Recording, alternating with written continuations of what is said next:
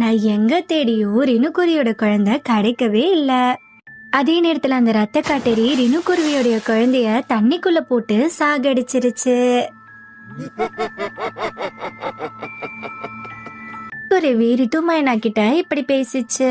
ரித்து அக்கா, இந்த ரத்த காட்டேரிய நம்ம சும்மாவே விடக்கூடாது. அப்படி விட்டோம்னா மீதி இருக்கிற பறவைங்களையும் குருவிங்களையும் அது சாப்பிட்ரும் அப்படின்னு துணிக்குருவி சொல்லுச்சு. இப்படி 2 பேரும் பேசிட்டு இருக்கும்போது அழுதுகிட்டே பண்டி குருவி வந்துச்சு. அட, என்னாச்சு பண்டி குருவி? எதுக்காக இப்போ நீ அழுற? துணி அக்கா, என்னுடைய குழந்தையும் அந்த ரத்த காட்டேரி தூக்கிட்டு போயிடுச்சு அப்படின்னு அந்த பண்டி குருவி அழுதுகிட்டே சொல்லுச்சு. ரித்து மைனாக்கும் துணிக்குருவிக்கும் இது கேட்டதும் ரொம்பவே கோவம் வந்துருச்சு. அதே நேரத்துல அந்த ரத்த காட்டேரி பண்டி குருவியோட குழந்தையும் தண்ணிக்குள்ள போட்டு சாகடிச்சிருச்சு. மறுநாள் அந்த